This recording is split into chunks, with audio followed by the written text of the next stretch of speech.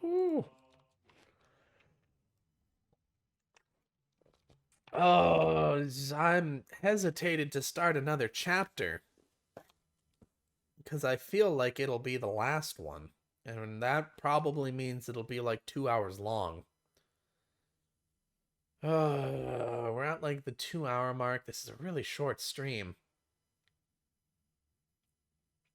I'll go for 45 more minutes, and if it's still going, I'll probably just do a quick save and finish it up tomorrow. But we'll keep going for now. We'll keep going. That was my first time losing consciousness. You often hear of regaining consciousness on top of a bed, but this was my first time actually experiencing it. Hello? Are you okay? Realizing that I was awake, a young doctor called out to me. I didn't intend to respond, but it seems my body language had told him I was conscious. My head was wrapped in bandages. The scratches all over my body had also been treated.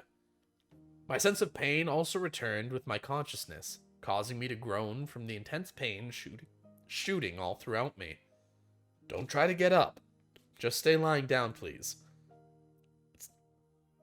Come on. It seems that you took quite a few blows to the head. I want you to stay rested so we can monitor your condition for at least the next 24 hours. Where is this? This is my clinic. Pleased to meet you. My name is Irie. I remembered that this young doctor was the one in the car headed the opposite way earlier. Is there somebody here? Where's Oishi-san? Ah, I'll call him over. There's no smoking inside the clinic, so I had him smoke outside. Dr. Irie left the room to go call Oishi. The scenery outside the window was tinted with gold. Pouring rain had stopped, with the voices of the Higurashi heralding the cooling temperature. I felt that the tone of the Higurashi's voices was comforting. Eventually, I could hear heavy footsteps coming closer, which I reckoned to be Oishi's. The fog that was enveloping my head slowly faded back to reality. What had happened since then? What had happened to the boy? What about the reinforcements from Tokyo? The door to the room flew open, allowing Dr. Irie and Oishi to enter. So there's no serious damage, is there?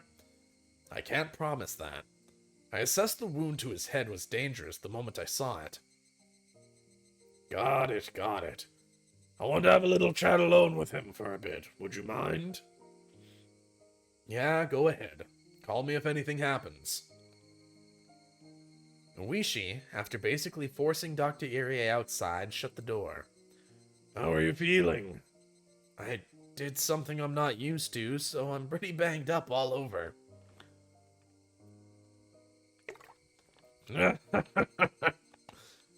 Oishi brought over a folding chair that was leaning against the wall and sat down beside the bed. Were the perpetrators arrested?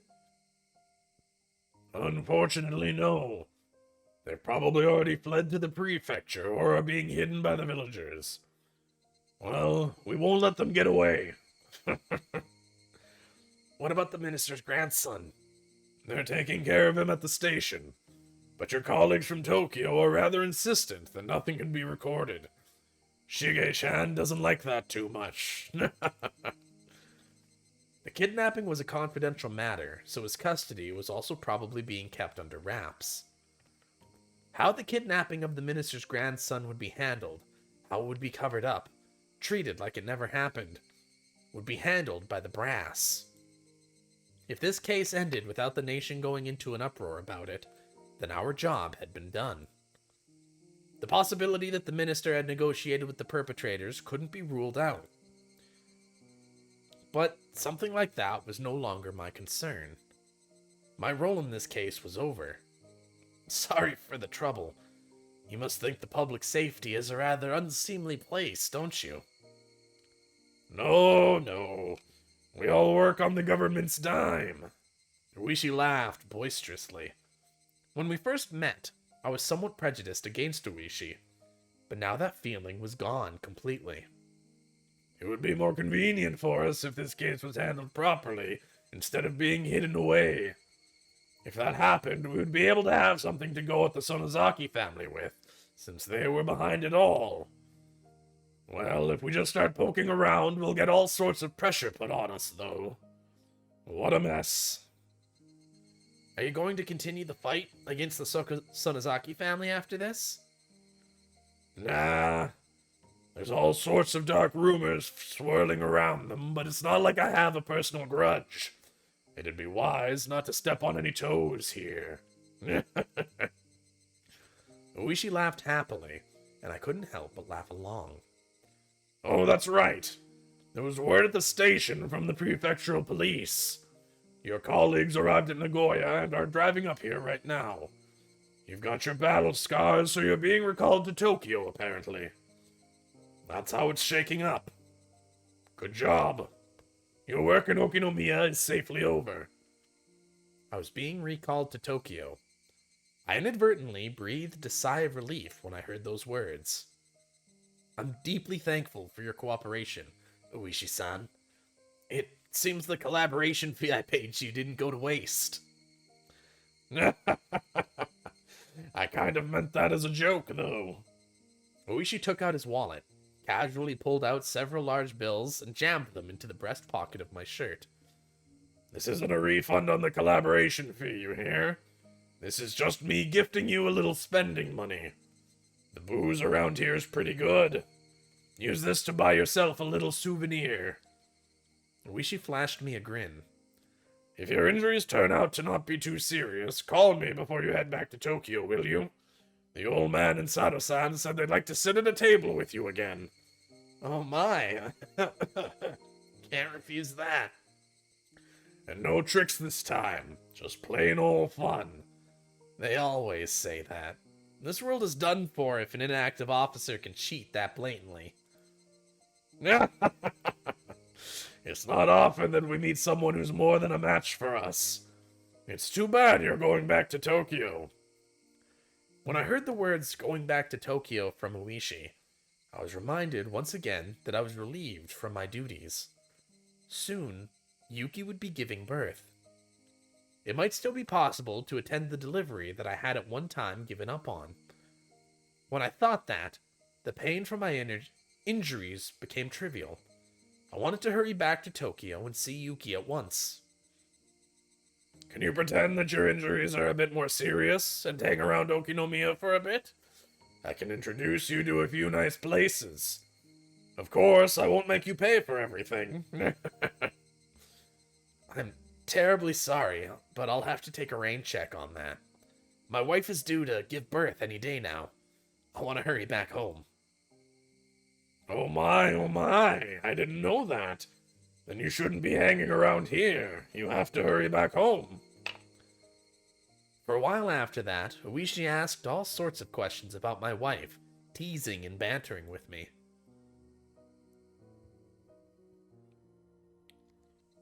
Well then, how do you feel? Think you can get up? Yeah, it's not so bad, thanks to you. I can get up and walk no problem. I stood up and shuffled around for a bit, which seemed to amuse Oishi. Nah, I just thought that you might not feel comfortable at a hospital in Hinamizawa. Dr. Irie said he wanted you to stay overnight. But we still haven't caught the perpetrators. For the time being, this is enemy territory for you, after all. Are you saying this hospital isn't safe? Well, Dr. Irie is somebody who's well regarded in the community. I don't think anything will happen while you're here, but I'm more worried about your mental health. I had relaxed a bit now that things had progressed this far, but it was exactly as Oishi had said. When I realized that this was enemy territory, I suddenly felt uncomfortable. With the only thing left for me to do was leaving, the chance that I would come to harm was logically fairly low. But that didn't mean I was completely safe. That's right. If I'm just going to be lying down, then doing it in a hotel bed won't be all that different.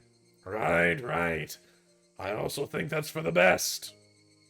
At that moment, I caught a glimpse of the clock over Oishi's shoulder. It was the evening.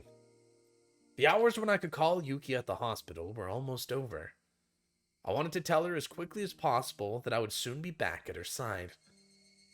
I want to call Yuki at the hospital. Is there a public phone in the lobby? You newlyweds are all like this. If I recall correctly, there's one by the register. I'll be waiting here, so go ahead, go ahead. Oishi, laughing while saying that he was jealous, opened up the window and pulled out a cigarette even though he was in a hospital room. Appreciative at how considerate Oishi was, I set out to the lobby to find the phone. The lobby was just a short distance down the hallway from the hospital room. I thought that this hospital was a bit too grand for a village like this, but of course, it was nothing compared to the general hospital Yuki was admitted to. Running inside a hospital wasn't the best of manners, but calling hours would soon end, so I dashed over in a hurry. There was nobody else in the lobby. It may have been the evening, but there was nobody at the reception desk. Well, this might actually be lucky for me. I wasn't planning to have a conversation to feel guilty about, but it would still be embarrassing to have someone listen to the conversation between me and Yuki. Taking a quick look around, I soon found the payphone. Digging around in my pockets, I grabbed a few coins. I was calling Tokyo from here, so I would burn through this amount fairly quickly. I picked up the receiver and inserted a coin, then dialed the number for Yuki's hospital, which I had completely memorized at this point. The number of Yuki's hospital had a lot of 8s and 9s, so dialing it in inevitably took some time. Normally, it wouldn't be a big deal, but currently, any time was precious. However, I felt that something was strange as I was dialing in the number. I don't know exactly how to put it, but it was as if the receiver was too quiet. That unique white noise from the telephone line wasn't there. Somehow, I felt that I wasn't getting any feedback from the phone, and without feeling a response, I hung up the receiver to try again. The coin popped out from the return slot. I reinserted the coin and began dialing once again, but the receiver was still dead silent. What is this? Is it disconnected? While I was wasting time like this, the amount I had to spend talking with Yuki shrunk. I began to feel needlessly impatient. Excuse me. I felt the presence of someone on the other side of the glass, so I called out. There was an immediate response, and a man who seemed like a pharmacist came over. Yes, how can I help you? Pardon me, this phone seems to be acting a little strange. Could you take a look at it? The man came over and tried testing various things with the receiver pressed to his ear.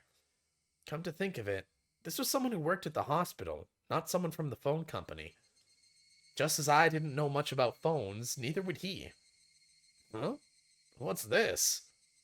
The man held up the cord that connected the phone to the wall. It was completely severed. What the heck is that? Well, this is a dilly of a pickle. Can't do anything with this until somebody from the phone company comes and fixes it.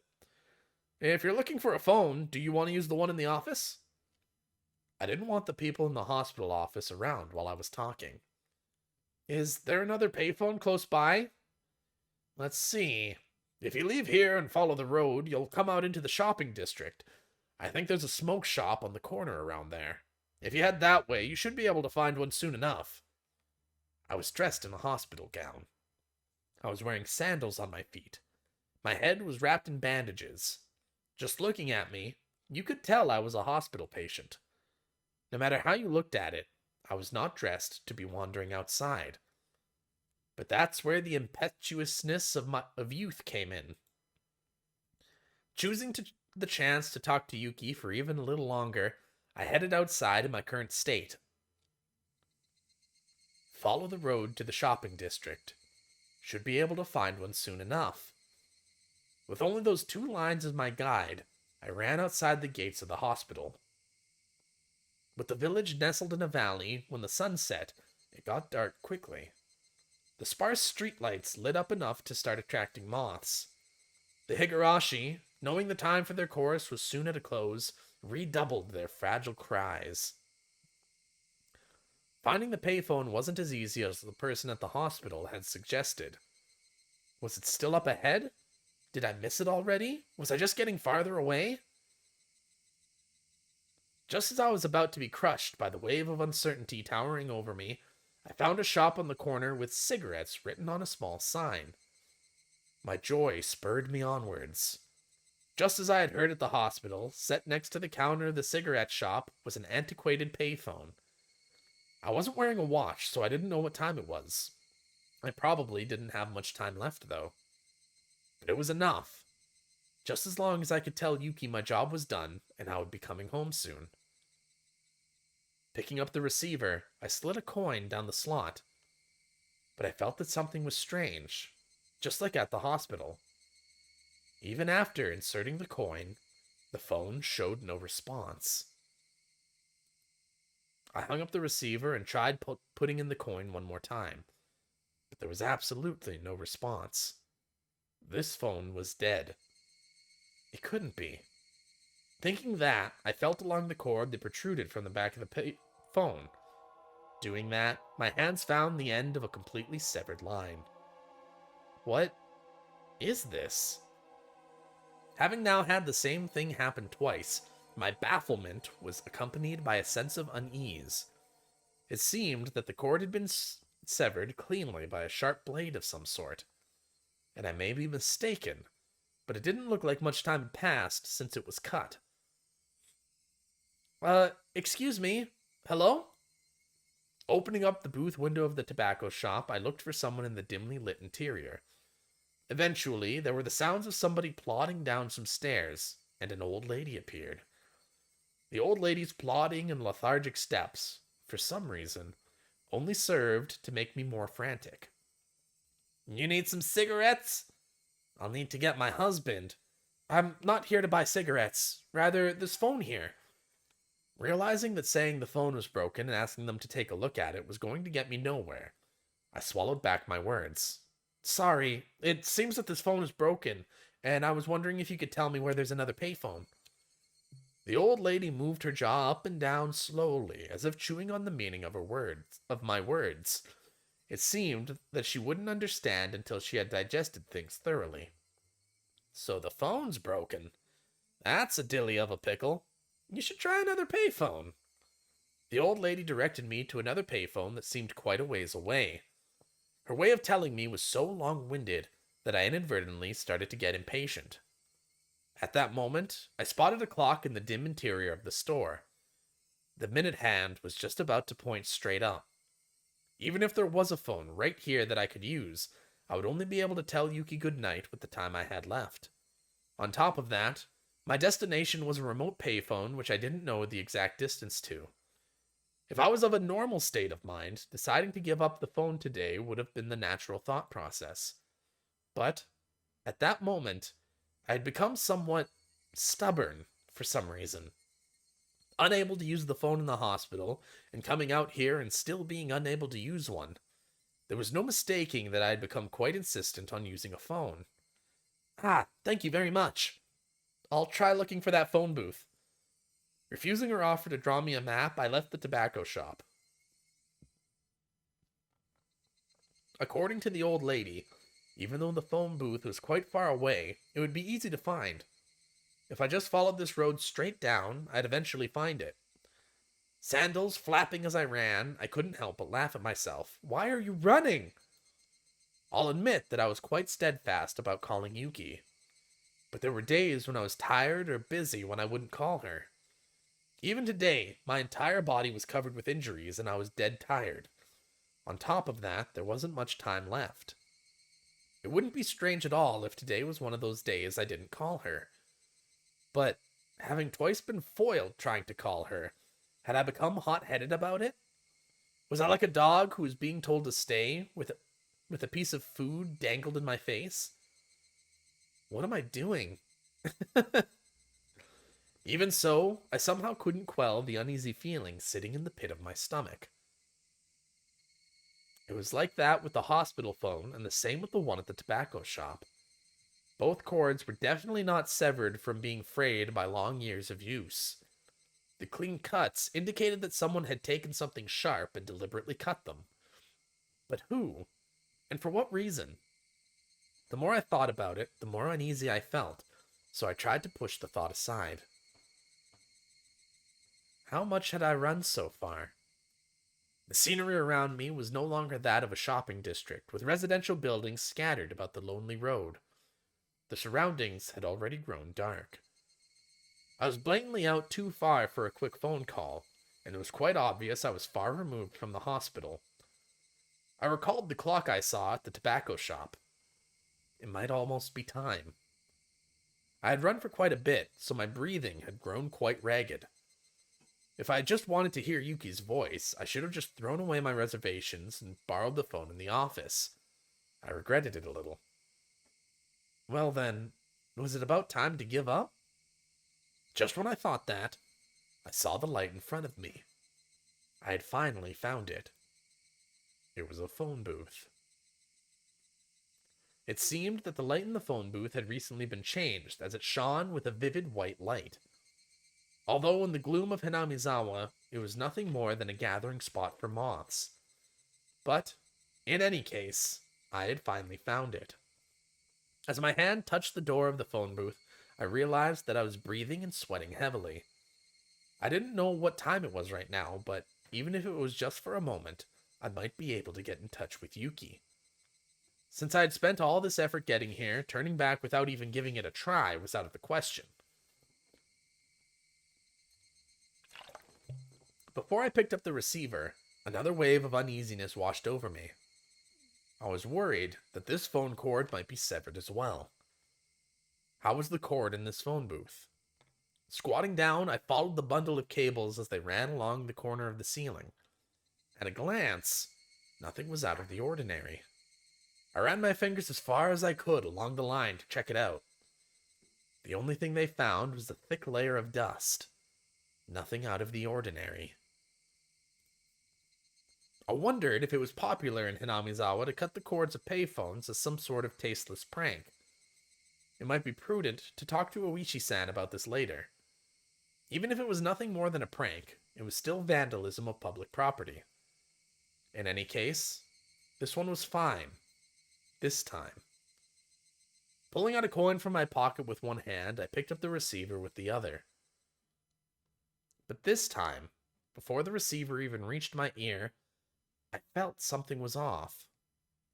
The receiver was light.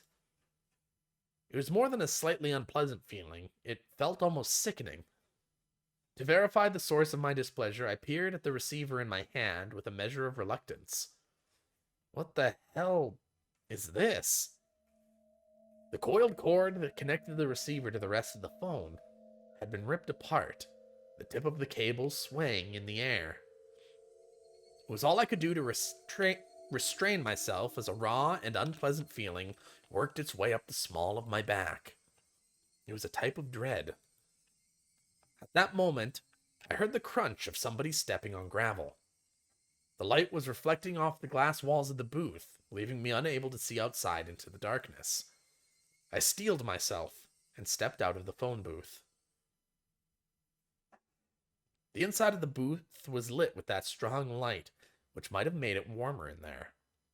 Just stepping outside, I could feel a chill wash over me. And there was the silhouette of a person. A small silhouette. The long hair of that silhouette was blown about by the cool breeze. Injured people shouldn't be sneaking out of the hospital. Somewhere in my head, I knew who this girl was. I didn't have any basis for it, but I knew that she was that girl. Right, Akasaka? She, Rika Furude, said that almost like it was a warning. Did you do this to the phone cord? Her expression remained unchanged, and my question was left unanswered. In other words, no response. Regardless, I felt that she had affirmed my suspicions. Why would you do something like this? Why? The last word had a tinge of anger behind it.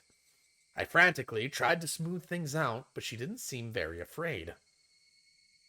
There's nothing that can be done. Huh? I interpreted her words as meaning that I wasn't going to be in time for calling hours at the hospital. But, thinking about it, that would have been a strange thing to say. Why would she know something like that? I could take what she had said to have any other meaning. So she just stood there like a mannequin, not even moving an inch. Almost to the point that if the wind wasn't occasionally rustling through her long hair, there would be the illusion that time had stopped. I know very well that you think I'm creepy, Akasaka.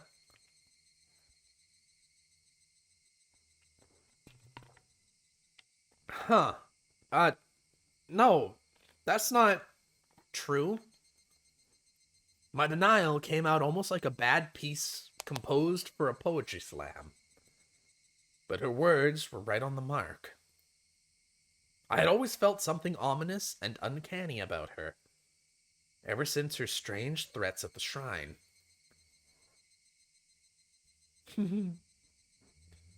She had noticed that my expression was contrary to my words, seemingly laughing at the gap between them. Akasaka, you coward. I'm not a coward. Being laughed at by this small child didn't sit well with me. So I said that. Even if you find another phone, it's too late. That's right. She didn't even have to say it. I was absolutely too late. I might have already missed calling hours even by the time I reached this phone booth. I was too late. I had no option but to give up for today. Once I decided that, my unhealthy obsession with phones suddenly faded. Even I thought that it was strange that I was that obsessed. The strange obsession now gone, I began to laugh at how hopeless I was. I mean, just look at what I was wearing. It wasn't normal. A hospital gown and sandals. My head wrapped in bandages and my body completely soaked in sweat. It was a wonder that the old lady at the tobacco shop wasn't surprised to see me. With wanting to hear Yuki's voice as my motive, I had traipsed around the town the entire evening. I didn't know whether to call it follies of youth or simply plain embarrassing. In any case, it was all I could do but to laugh at myself. Now, there's nothing left for Akasaka to do tonight. You're right. There's nothing. I'll just quietly return to the hospital. That's fine. Do you know the way? I hope I do. She waved her little hand as I began to head back the way I came. She began to follow alongside me. Looking at her face, I could see that she wore a mischievous smile, as if she was extremely interested in whether or not I would get lost. Is Rika-chan's house also this way? It is. Won't your parents be mad that you're walking around alone at this hour? Not really. My parents are busy today, so they probably forgot about me. Even then, it's best if you head on home. They'll definitely be angry. Even if they are, it's much more interesting to talk with Akasaka, so I'm fine. She smiled. She said that with a face free from worry as she looked up at me once more and smiled. When she showed me that smile, the eerie feeling surrounding her faded. But even then, she was still as mysterious to me as ever. We arrived at the corner I had turned at earlier, but it was much darker than before, and with the point of view changed on the return trip, I wasn't very confident that this actually was the corner I turned at. There's no mistake. It had to be this corner. As I began to move my feet again, the girl grabbed onto my clothes. Isn't Akasaka going back to the hospital? Of course. At least I intend to. Am I going the wrong way? A short moment of silence. Eventually, still holding on to my clothes, she began to walk. It was the beginning of the walk to the hospital this mysterious girl would take me on. Oh my god. It's still going.